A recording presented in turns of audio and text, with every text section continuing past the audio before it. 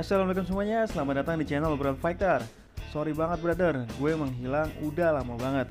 Gue nggak tahu kenapa akhir-akhir ini kurang semangat buat konten lagi. Tapi semoga semenjak video ini diupload, gue bisa rajin lagi dan update lagi video-video terbaru, pembahasan dan berita seru soal olahraga kesayangan kita semua, yaitu MMA.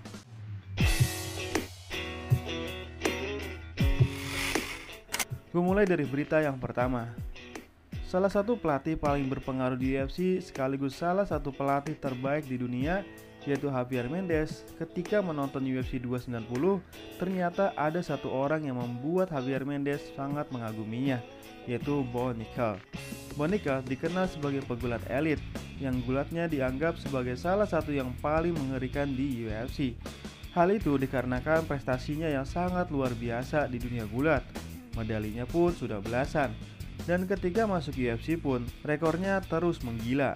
Bayangin aja, dalam 5 pertarungannya di MMA, semuanya adalah kemenangan. Dan gilanya lagi adalah, semuanya adalah kemenangan finish, yaitu 3 kali menang via submisi dan 2 kali menang via knockout. Nah, kemenangan knockout terakhirnya di UFC 290 sangat membuat Javier Mendez terkagum-kagum dengan berkata, "Saya melihat KO-nya dan saya akan mencatat untuk memprediksikan bahwa dia adalah juara kelas middleweight di masa depan.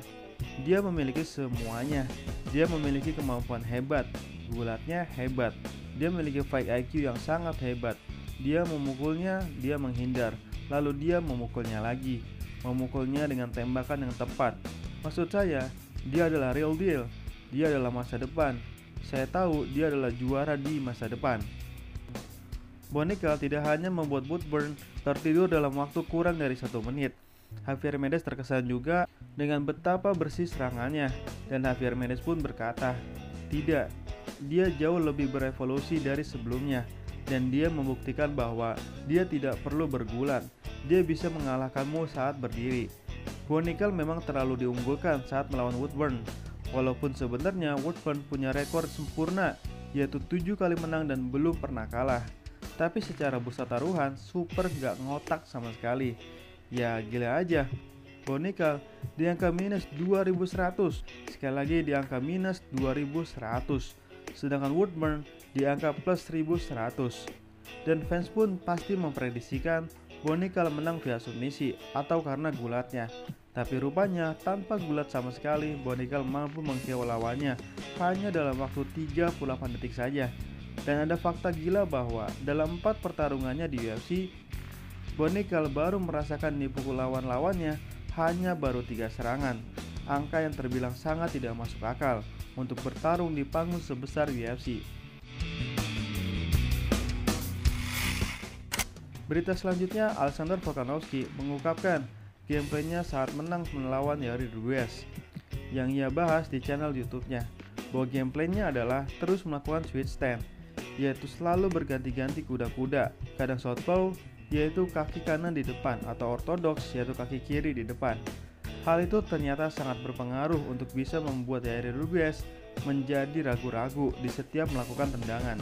Kita tahu senjata utama Yair Rodriguez adalah tendangan, sehingga Volkanovski harus mengganti kuda-kudanya untuk mengacaukan jangkauan tendangan dari Yair Rodriguez. Dan tidak hanya itu, pergantian kuda-kudanya juga bisa membuat Yair terkecoh, sehingga Alexander Volkanovski bisa menangkap kaki Yair Rodriguez lalu men-take down-nya.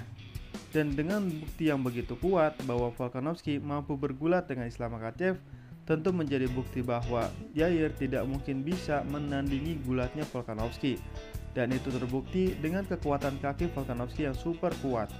Yair tidak bisa bangkit sama sekali setelah di take down. Dan di dalam ground and pound itulah Yair menjadi orang sekian yang dibuat wajahnya hancur oleh Volkanovski.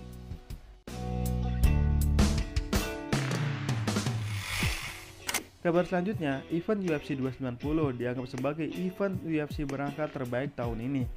Salah satu penyebabnya adalah kekalahan yang sangat tidak terduga di kelas middleweight, di mana seorang Robert Whittaker bisa-bisanya kalah dari Dricus Du Plessis.